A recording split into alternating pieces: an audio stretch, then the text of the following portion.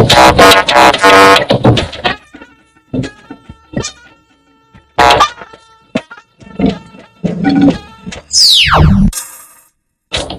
leaders, 2-point agenda. Poland and Nigeria strengthen ties to resist impact of Russia-Ukraine war. I wish to express the readiness of Nigeria to enlarge the fields of economic cooperation with Poland, including the fields of energy, agriculture, and manufacturing. Pushing for an end to ASU strike. Federal government constitutes committee of chancellors to mediate. The president of ASU has said that the union will no longer negotiate with the president of the permanent government. Plus, displaced by the gang, defended by the Constitution, IDPs voting in 2023 general elections settled. As far as practicable, no Nigerian is disenfranchised on account of displacement by emergency situations. Hello and welcome to NTA Network News. I'm Ian Ray John and we're live in Abuja. Adiola Kalmi joins me from Lagos. Thank you for joining us. And just a quick reminder that you can follow this news broadcast live on our website, nta.ng/live, and all our social media platforms displayed on the screen for updates. Bilateral relations tops the agenda tonight as Nigeria and the Republic of Poland have resolved to cooperate and collaborate more effectively towards supporting efforts at addressing the food and energy crisis bedeviling the global community as a result of the war in Ukraine. Consequently, a memorandum of understanding on agriculture has been signed between the two countries as part of the strategic dialogue aimed at deepening the expanding economic cooperation. These form the major highlights of the high-level talks between President Muhammadu Buhari and his Polish Republic counterpart, Andrzej Duda, in Abuja. State House correspondent Adamu Sambo has the report.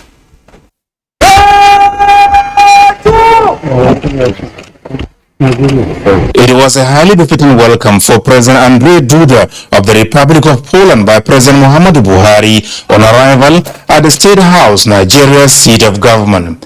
The Nigerian leader was in Poland in December 2018, but for the Polish, this is the first visit by any of their leaders to Nigeria since the establishment of diplomatic relations between the two countries over 60 years ago.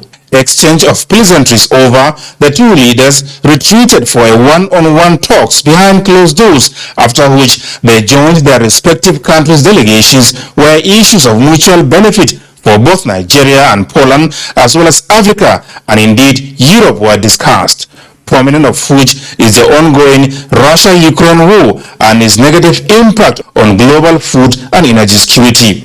To this end, top officials of the Nigerian and Polish governments signed a memorandum of understanding on agriculture towards deepening and expanding economic cooperation between the two countries. Addressing a joint news conference shortly after, President Duda confirmed that Nigeria is the only African country with which Poland has signed such an agreement, which he described as strategic. It is very important for the future of our relations, but also for the future of the food security in Nigeria and at large. It can also contribute to the modernization and increasing the efficiency of Nigerian economy and Nigerian agriculture. This visit underscores the cordial relations that exist between both countries and hope that this will pave the way to a mutually beneficial win-win relationship. I wish to express the readiness of Nigeria to enlarge the fields of economic cooperation with Poland, including the fields of energy, agriculture, and manufacturing. Although more MOUs on other critical economic sectors, including defense, are being finalized to be signed at a later date, commitments were however extracted on ways and means of addressing the worrisome global energy crisis, especially as it affects Europe. The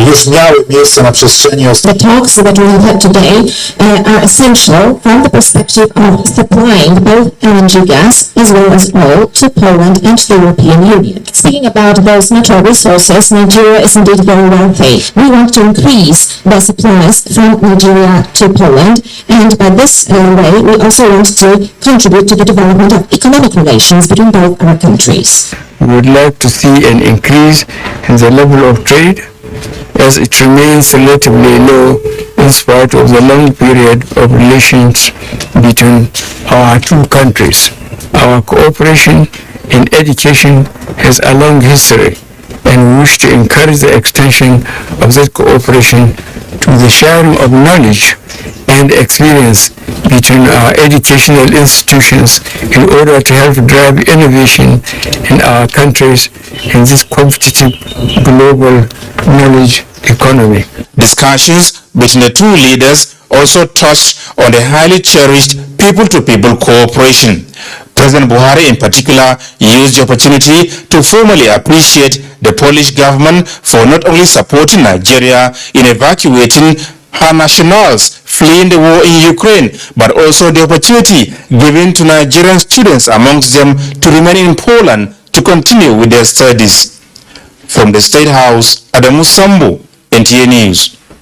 And away from our shores, the new leader of the United Kingdom's Conservative Party, Liz Truss, has assumed as UK's Prime Minister, making her the third UK female Prime Minister in history following Margaret Thatcher and Theresa May. Liz Truss was appointed by the Queen at Balmoral as required in the UK Constitution as the leader of the ruling Conservative Party.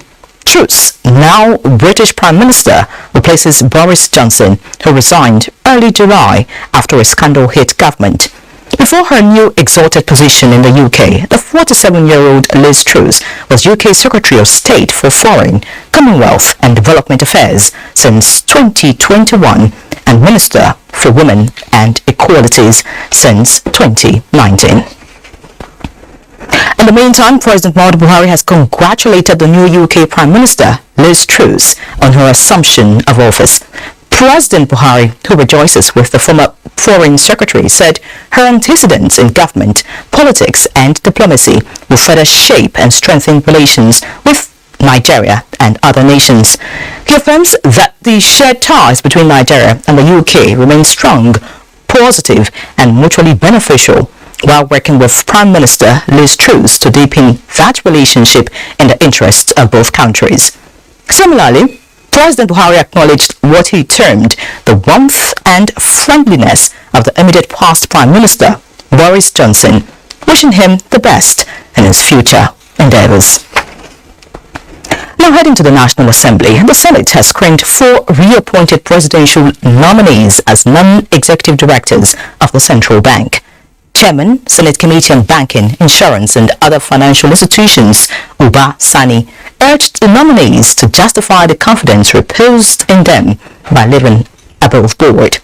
National Assembly correspondent Mobolaji Moribirin has the report. Raised faces are not new in the Senate, as one may say. Their professionalism in the last 4 years as the nation's apex bank has gained them another appointment by President Muhammadu Buhari as non-executive directors of the Central Bank of Nigeria. This screening exercise will avail us as a committee the opportunity to gain deeper insight into their professional experiences. The exercise was an interactive session as questions voted on CBN intervention funds and other issues relating to exchange rate took the center stage. Let the public know what really is the measurable impact that we are getting from these interventions. It was, like I said, a necessity for CBN to be engaged in interventions of so many sectors. The immediate solution that can be for earnings from crude, which will enable the country to build up reserves and make foreign exchange available. I commend you, and I will say, from my own point of view, just like what my leader has said, if they can all do it, vow and go. If their reappointment is confirmed, the nominees will stand a chance to serve the Apex Bank for another 4 years term. From the National Assembly, Mobolaji, Mori Binri, NTA News. And in the Green Chamber, the Committee on Finance is seeking for sanctions against the ministries, departments and agencies of government involved in spending internally generated revenue. It was when management of the Federal Competition and Consumer Protection Commission disclosed that it has expended part of its IGR, running into billions of naira on overheads. National Assembly correspondent Nami Ali reports. The Finance Committee has in the past couple of days been engaging revenue-generating agencies of government on the medium-term expenditure framework and fiscal strategy paper. At this sitting with officials of the Federal Competition and Consumer Protection Commission, the lawmakers expressed dismay that the Commission remitted only 2.6 billion naira into the Consolidated Revenue Fund from the 7.6 billion naira revenue the Commission generated from January 2021 to July 2022. The committee stressed that spending money that has not been appropriated is contrary to provisions of the Constitution. Remitted 1 billion out of 4 billion. Out of 4 billion, sir. What happened to the remaining 3 billion? You use it as a running cost, sir. That half year, you have spent 2 billion outside appropriation. Even more unfortunate that you're a fully funded agency, you're expected to do 100% remittance. We presented our IGR budget to our committees. Yes, it was approved for us, sir. IGR budget. Yes, sir. Outside national budget. Members of the committee requested the Commission to submit documents containing details of approvals and asked the Office of the Accountant General of the Federation to stop the Commission from accessing government funds. Also, as the hearing was the Director General of the Securities and Exchange Commission, Lamido Yuguda, who impressed the committee for being prudent in management of funds. The News Agency of Nigeria was advised to reconcile its books with the Fiscal Responsibility Commission. From the National Assembly, Lami Ali, NTA News. Now, looking at electoral matters, all internally displaced persons, either by insurgency or flood, will participate in the 2023 general elections. INEC Chairman Professor Mahmood Yakubu gave the assurance at a meeting to validate regulations for voting by IDPs in the 2023 elections. Mia Ogidi brings us details. Caught in between the troops and the terrorists, the sound of gun sent them off their homes. Others fleeing from flood. Internally displaced persons, but their voting right not taken away by fight and flood. INEC Chairman Mahmood Yakubu and his men, security agencies, other stakeholders united here by a common agenda, validation of regulations for voting by IDPs, 17 guidelines up for consideration, intrastate IDPs to vote in all elections, while interstate IDPs up for only presidential polls. As far as practicable, no Nigerian is disenfranchised on account of displacement by emergency situations. An issue of the agenda for the day presented by the INEC boss. It has become necessary to make an important clarification. Figures ruffled by a comment credited to a NGO. The Commission was accused of failure to display the voters' register. This claim is incorrect. But the Commission will display the comprehensive register. This will integrate fresh registrants under the last CBR exercise to the existing register of 84 million voters. Actions and reactions, signposts, electioneering period, but the near absence of such beautifies democracy, the INEC chairman told the civil society community. Mayor Ogidi, NTA News. In other news, the recent flood disaster that claimed several lives and destroyed residential buildings and farmlands in Jigawa State has continued to attract sympathy visits of public-spirited individuals and groups from across the country. Muhammad Askira reports that the recent is one paid by the All Progressives Congress presidential standard-bearer, Bola Ahmed Tinubu, who announced a donation of 50 million naira to support the victims. The state has experienced the worst of flood in recent years, with estimated more than 30,000 households and thousands of hectares of farmlands affected, putting lives of the survivors under severe economic stress. Some of the victims are living in IDP camps across the state, while others are still taking refuge in public buildings in the affected areas. This was the reason for the APC presidential standard-bearer's visit in company of the APC's national leadership. Senator Ahmed Bola Tinubu, who was received by the Jigawa State Governor, sympathized with the government and people of the state. He announced the donation of 50 million naira to cushion the hardship of the victims. We come here for compassion, for sympathy, and for the downtrodden. To say we will never walk alone. We are here to commiserate with our brothers and sisters who were affected by the flood disaster. May God return to you what you have lost. He is a father that keeps to his promises. Governor Muhammadu Abubakar, who appreciated the gesture on behalf of the flood victims, thanked the delegation for standing with the state in this trying time. The people of Jigawa State understand that verse you tell me to tell them, and they leave everything to God and they are patient. And indeed, God will continue to help them. The delegation also visited the Emir of Hadejia, who is also the state chairman, State Council of Chiefs, to commiserate with him over the disaster. From Dutse, Muhammad Askira, NTA News. This is NTA Network News. Time for a break. Please stay. Thank you for staying. What seems like the last effort towards brokering peace between the federal government and ASU, the Ministry of Education is seeking the intervention of pro and vice chancellors of federal universities to ensure that students return to lecture halls. This is another move by the federal government to resolve the lingering ASU strike. Abdullahi Musa Suleja reports.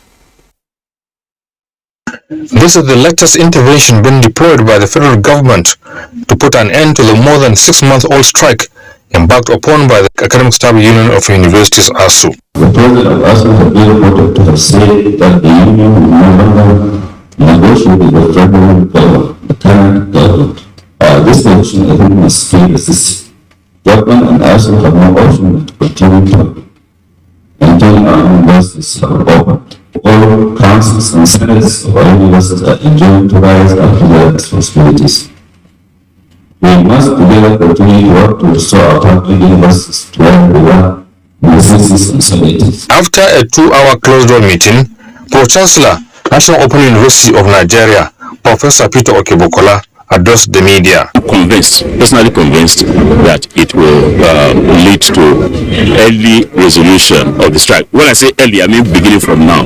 Meeting constituted a committee made up of 4 pro-chancellors and 5 vice-chancellors to be chaired by the minister to further look at the additional demands ASU is making, particularly the areas where there has been no consensus. As I speak to you, that committee is meeting under the chairmanship of the Minister of Education, Adama, and they will proceed to meet with Mr. President on the outcome of the deliberations of that committee that has been set.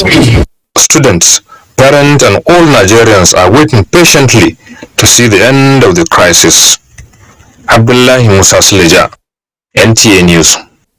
Still in education, the River State government has inaugurated DHA campus of the River State University and flagged off the construction of staff quarters in the premises to enable smooth takeoff of the campus in each year. Ogedi Inyekwe reports that Governor Nyesom Wike performed the inauguration and flag off of the construction of the staff quarters.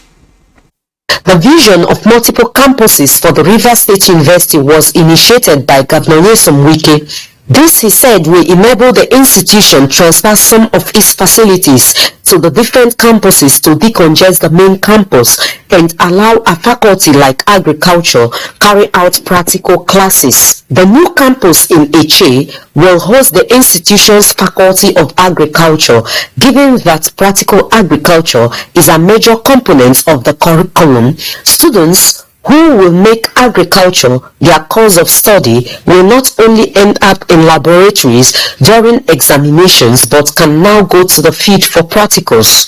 Maybe God, during the last convocation of the university, we approved the construction of that quarters for the university. We have followed that up with the award of contract and actual commencement of construction for which we are here.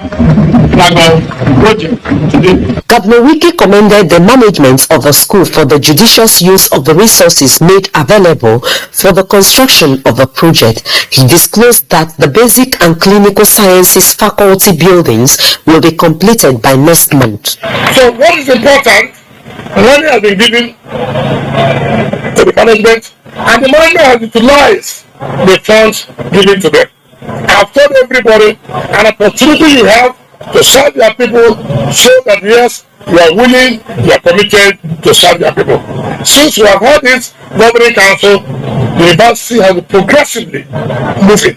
The governor also flagged off the construction of staff quarters in the Eche new campus. The staff quarters will be a story building made up of 6 units of 3-bedroom flats and 6 units of 2-bedroom flats, respectively. In Abara Eche local government area of River State, NTA. And away from River State, 3 Nigerian tech startups have won $15,000 each to further develop their products and services for commercialization. Experts say with this feat, Nigeria's prospects in accelerating digital innovation and entrepreneurship are getting brighter. Chimdema Ndubisi reports. We have several cases of fake products. Now, authentic will help people to be able to have access to the new products only, and for the manufacturers, their revenue won't be lost. 22-year-old Adike is 1 out of 8 that came up with e-solutions on product authentication, healthcare, agriculture, and identity management. Within 5 months, their startups were chiseled, e-knowledge and business modeling skills groomed under the iHeart Startup Incubation Program, courtesy Office for Nigerian Digital Innovation, a subsidiary of NETDA in partnership with JICA. This program provided a lot of fields of trainings, such as business modeling, legal, accounting, finance, management, marketing, and even international business etiquette. Innovation cannot occur in a vacuum, but must occur through collaborative efforts of the government and all stakeholders in the ecosystem. After pitching startups to experts, Julani Health, Every Farmer, and Better Life, each won a seed fund of $15,000 by JICA. It will help in providing jobs in Nigeria, and by so doing it can also make contribution to our digital economy. With the pilot phase over, 8 new startups are for the second phase of the program, expected to last 5 months. In Abuja, Chimdema Ndubisi, NTA News. The Nigeria Deposit Insurance Corporation, NDIC, has bagged a Platinum Award after opening itself to the self-assessment tool deployed a year ago by the Bureau of Public Service Reforms. The corporation is the only agency to open her books for examination among agencies under the direct supervision of the Ministry of Finance, Budget and National Planning. Leah Katung Babatunde brings us details. The development challenge faced by Nigeria are often attributed to weak performance of our public service and weak institutions. A lot, therefore, needs to be done in order to turn the public service into a well-performing institution. There is a global quest for higher standards in the quality of service delivery, and the federal government is driving this culture to align with international best practices.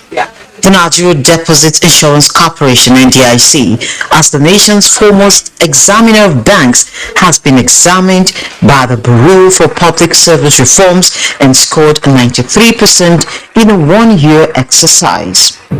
So I want, on behalf of the minister, to congratulate NDIC for subjecting itself to this process and for how far we have gone.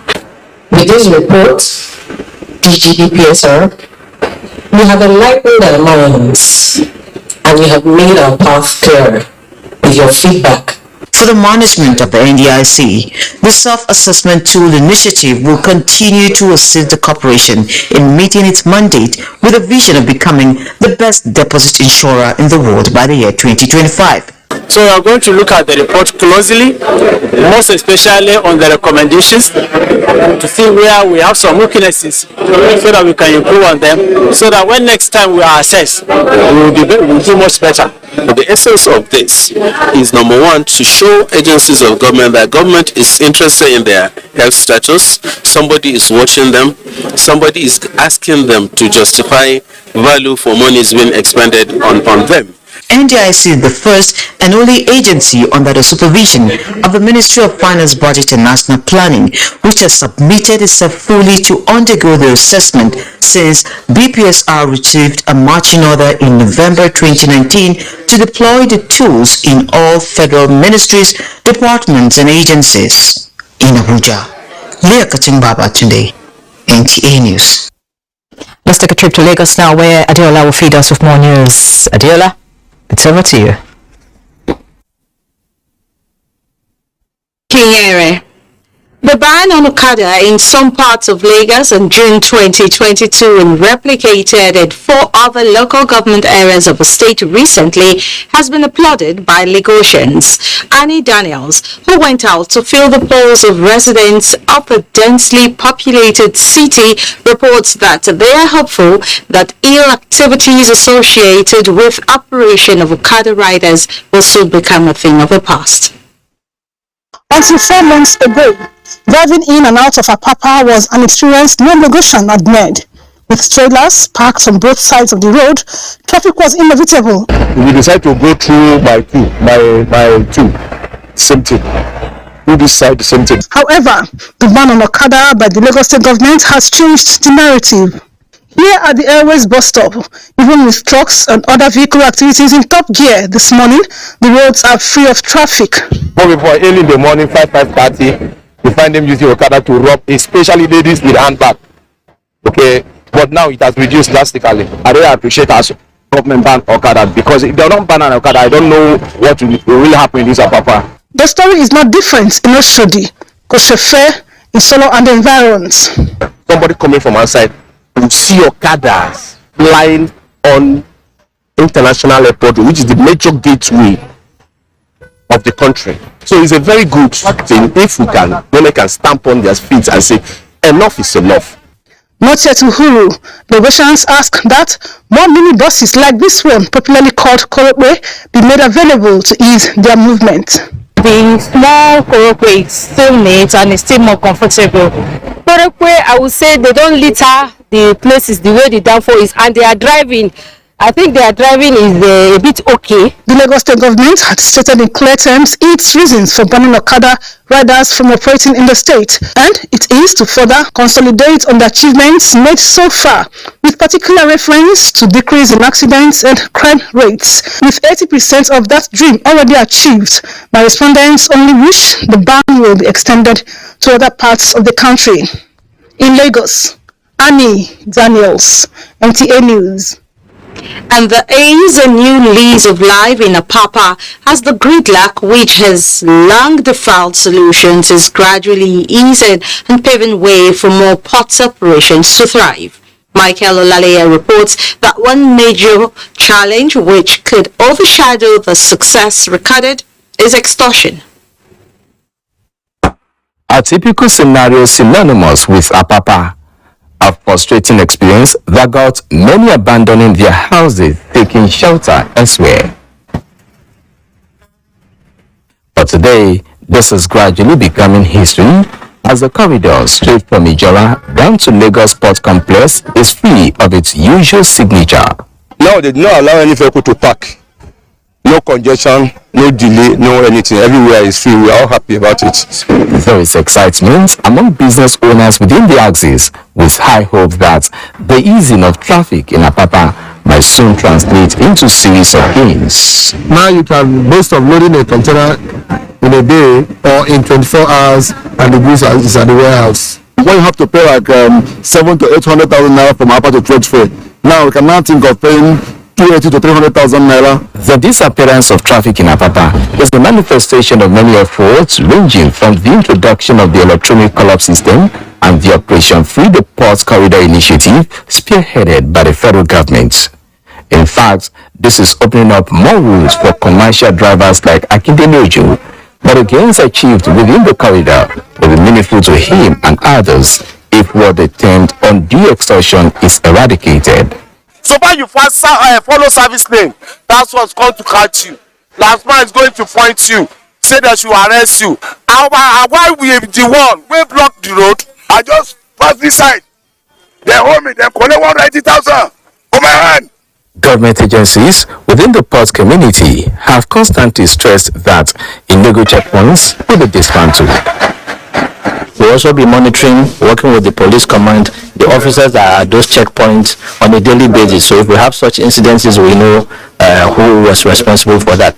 There is optimism among business operators and maritime stakeholders that once the same feat is replicated along the Tinkan Island Port Corridor, the entire community will come alive once again for more profitable ventures. In Lagos, Michael Olale, NTA News. And that sums up our bit from Lagos. Well, be reminded that you can still follow this news broadcast live on our website at nta.ng/live and on our other social media handles displayed on your screens for updates. The network news will continue after this time out, to stay with us. Glad to have you back. A more robust collaboration among security agencies and improved capacity of personnel have been identified as some of the factors necessary for strengthening local governance in the country. This is a consensus of heads of paramilitary agencies in Nigeria while speaking as guests at the National Institute for Policy and Strategic Studies Senior Executive Course 4-4 lectures to mark Security Week. Caleb Gucci has details. Gathered in this hallowed chamber of the apex institution in the land are the latest crop of select Nigerians from key sectors to brainstorm and come up with workable recommendations to tackle Nigeria's numerous challenges. In what seems to be a harmony of ideas, helmsmen of correctional services, customs, immigration, Nigerian Security and Civil Defense Corps, and the Federal Road Safety Corps, all represented, expressed optimism that with the right will by all stakeholders, strengthening local governance is possible. This statement to look here by good governance is the best solution to take security. Given the necessary support, the alliance will attain Indian position as the world-class negotiation. Not only providing security, but also standing in the gap of the government to provide employment. Since no safety challenge is the top provider of attitude, and these attitudes are compounded by the level of poverty and level of illiteracy, we have to constitute special rules as honorary special marshals. Director General of NIPS, Professor Ayo Omotayo, says with the lectures, the days have been impactful in the institute. They have shown that they understand the problems that we have. They have shown us that they know what solutions that we can bring about. It's going to help us for us to be able to put our papers together and make the necessary recommendation to Mr. President. In Jos, Caleb Gochin, NTA News. Meanwhile, there is a renewed commitment by the security agencies to end insurgency before the end of this year. Director General of the Department of State Services, Yusuf Bichi, gave the assurance at the closing of a two-day workshop on countering terrorism, financing for law enforcement agents and judicial officers in Abuja. Francis from reports. and we have taken away some very important tips that will help us in enhancing national security.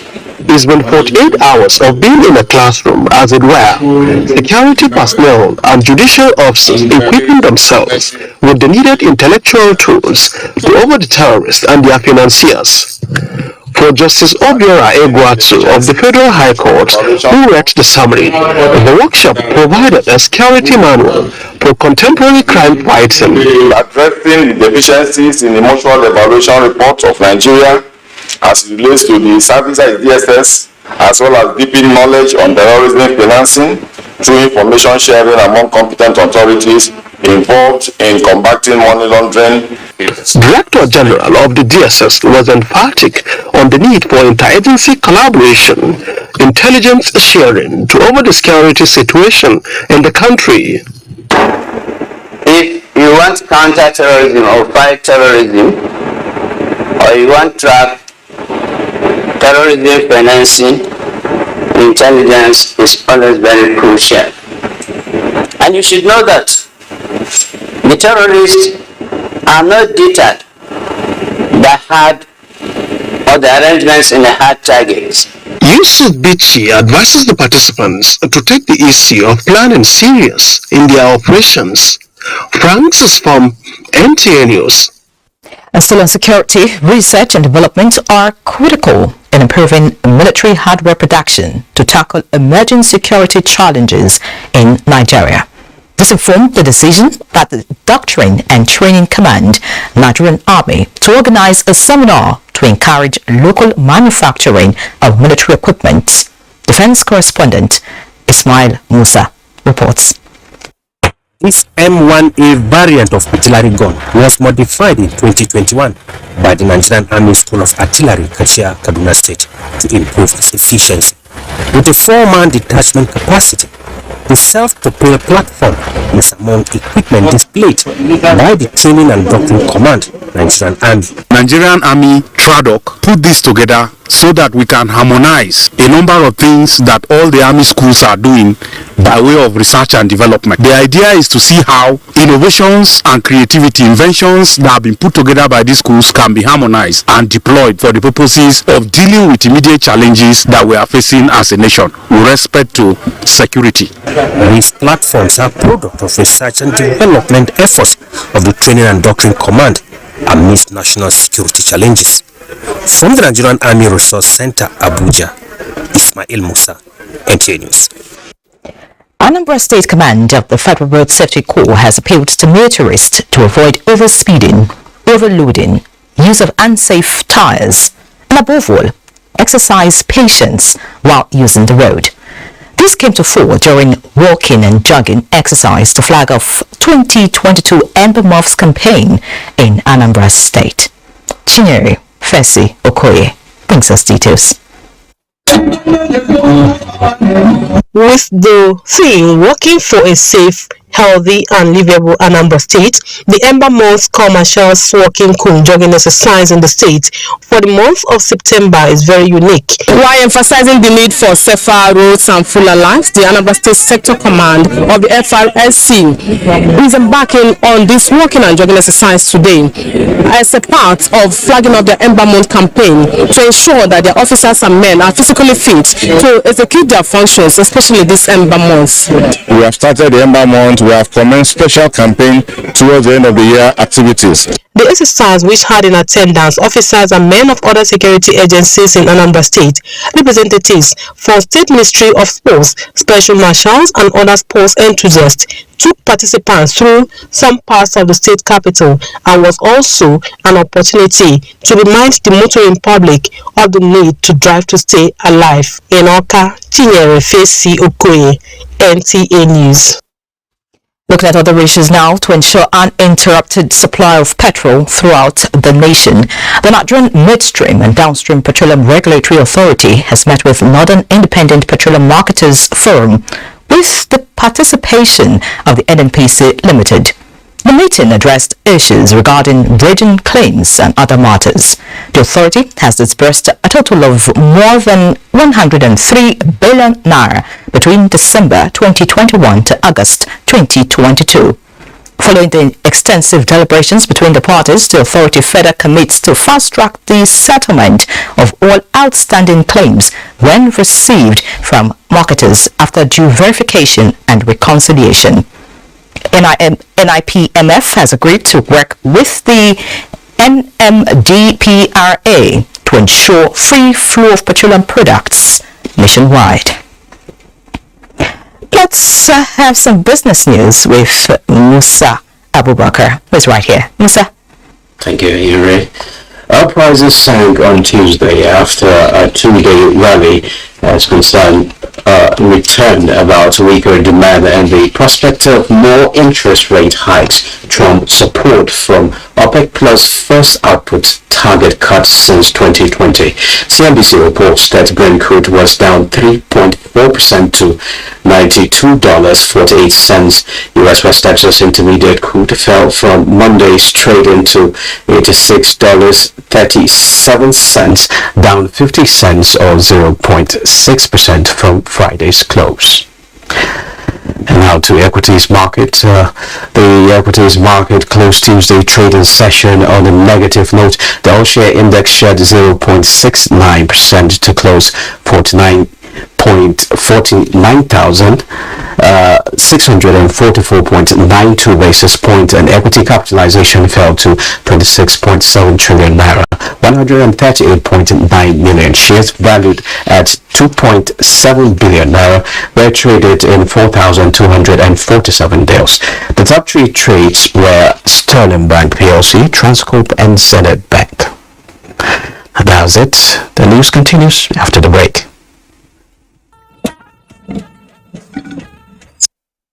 Let's have a bit of sports now with Gift George. Wife of Edo State Governor Betty Obaseki has undertaken an inspection of the Samuel Ogbomedia sports facilities in readiness for the Betty Obaseki football tournament scheduled to kick off this Wednesday in Benin City. Elizabeth Omoko reports that the Samuel Ogbomedia Stadium will play host to the opening match and closing ceremony. The football competition is aimed at combating drug abuse in Nigeria. It will also feature topical issues affecting girls. We decided to do for any other reason other than one that would have a long-lasting impact on our girls, not just our girls here in Edo State, but across the country, and trying to provide our girls with alternatives for earning dollars and for finding, work and building a career. 13 teams are expected to participate at the tournament. To volleyball, Egypt are winners of the 2022 Africa Under-19 Girls Volleyball Championship, defeating the defending champions Cameroon 3-1 back-to-back in Abuja. Host Nigeria suffered in the hands of both countries, thereby allowing Egypt and Cameroon to pick the ticket to represent Africa at the World Under-19 Volleyball Championship later in the year. These are young children, they're just coming up. And some of them, not up to 3 months or 4 months, will get into volleyball. These are under-19, and we're happy with them. In other sports, preparations have been concluded for the 12th edition of the Nigerian Navy Games scheduled for the Nigerian Navy Sports Complex, Navy Town, Lagos. The games are to further enhance the physical fitness and well-being of the Nigerian Navy personnel. Programs of the competition was made known at a media briefing in Lagos. Diversifying ourselves in the area of sports, one will be surprised what is Navy doing playing polo. 22 events will be on display. Responsible date, Gift George. NTA. Colleagues and friends of late Harry Ekpo Effiong, former general manager NTA Sports, have described his life as short but impactful. Gift George reports.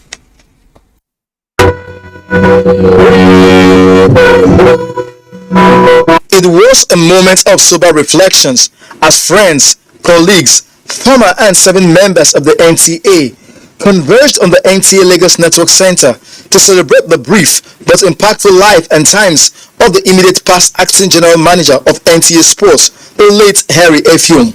Acting Zonal Director, NTA Lagos Network Center, Mrs. Gina Etuk, described the late Henry Effiong as a consummate worker. Many people will come out to say good things about Henry.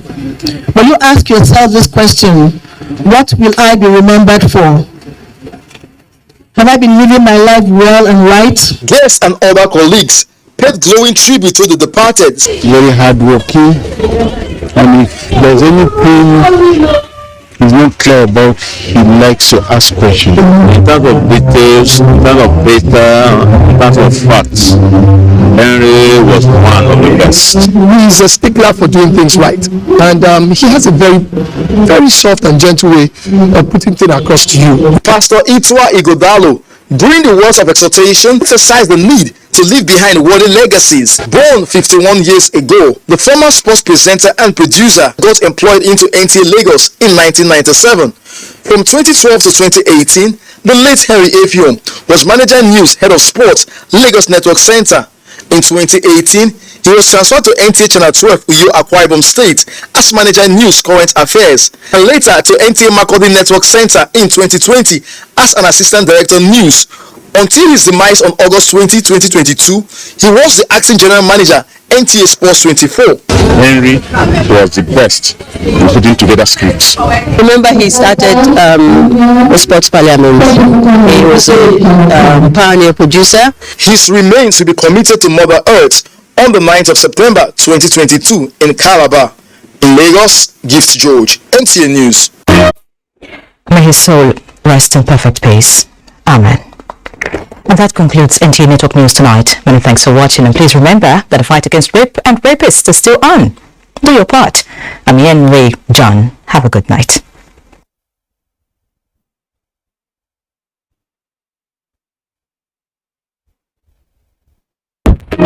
Information.